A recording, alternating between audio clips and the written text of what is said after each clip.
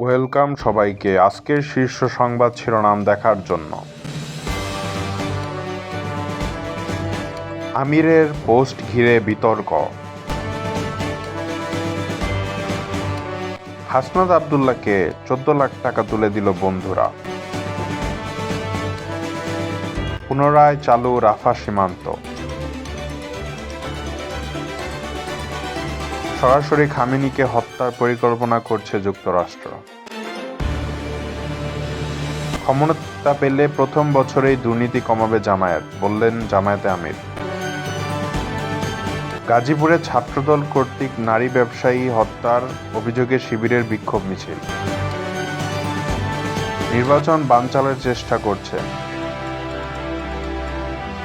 তারেক রহমানের খোলা চিঠি বিতরণ করছেন সাজ্জাতুল মিরাজ। নতুন 2 জেলায় গণহত্যার অভিযোগ দাখিল। কাপাসিয়ায় সাবেক কৃষক দল নেতাকে কুপিয়ে হত্যা।